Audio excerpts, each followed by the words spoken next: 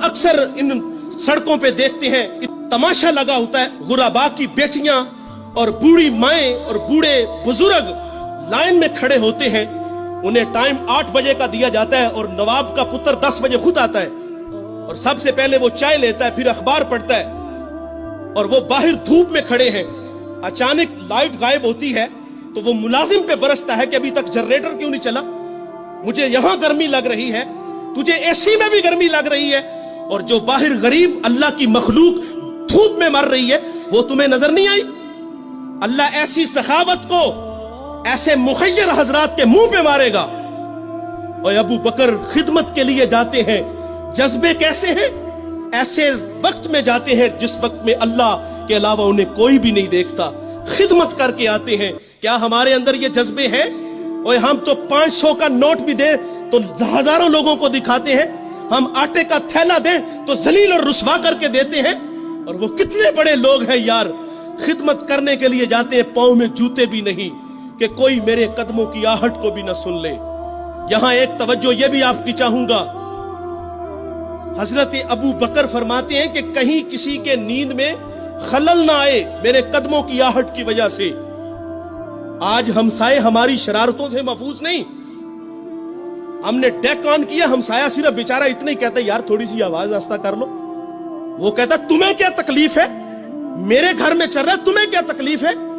ये हमारे ये रवैये हैं साहिब। और वो कितने बड़े लोग हैं, छुप के खिदमत करते हैं सिर्फ अल्लाह की रिजा के लिए।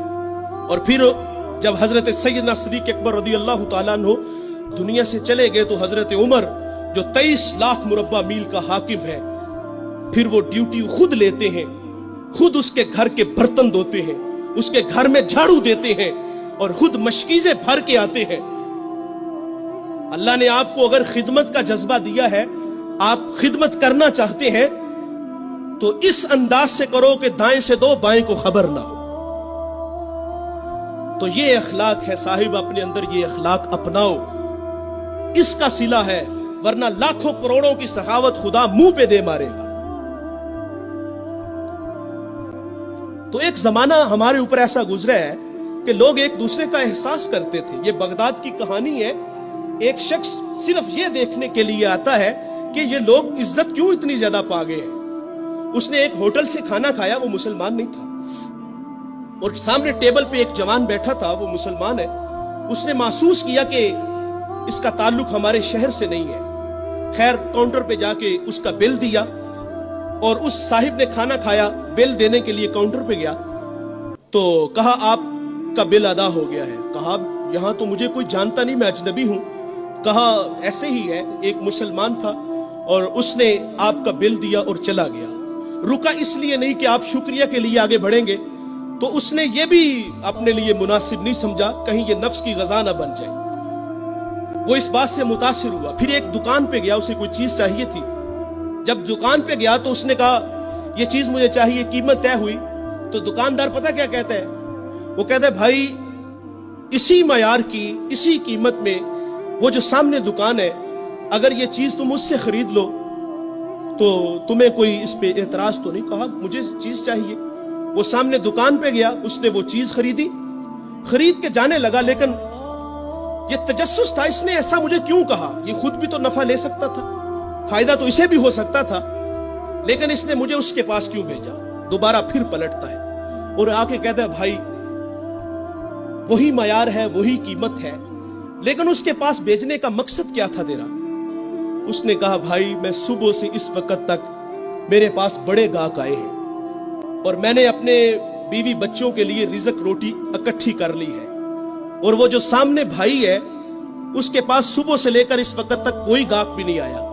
तो मेरी आरजू थी कि तू उससे जाके खरीद लेता ताकि वो भी अपने बच्चों के लिए रिज़्क रोटी ले जाता। एक ऐसा जमाना था, हमारे अखलाक इतने अच्छे थे,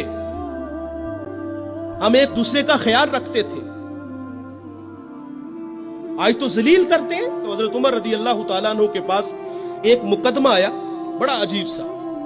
एक साहिब ने जमीन खरीदी और एक ने बेची। जिसने जमीन खरीदी उसने हल चलाया तो उससे खजाना निकला, और वो खजाना लेके जिससे खरीदी है उसके पास आ गया। اور آ کے کہتا ہے کہ بھائی میں نے زمین خریدی ہے, زمین کے پیسے دیے ہیں, اس خزانے کے پیسے نہیں دیے, یہ آپ مجھ سے لے لو. اور جس نے بیچی ہے وہ کہتا ہے بھائی یہ تمہارے مقدر, یہ میں نہیں لوں گا, یہ تمہارے ہی ہیں. ان کا آپس میں تنازع ہوا, حضرت عمر کے پاس آ گئے. وہ دے رہا ہے, وہ لے نہیں رہا. آج بھائی بھائی 1 انچ پہ ایک دوسرے کو قتل کر رہے ہیں. آج 1 انچ پہ بھائی جیونا مرنا ختم کر رہے ہیں اپنے بھائی سے.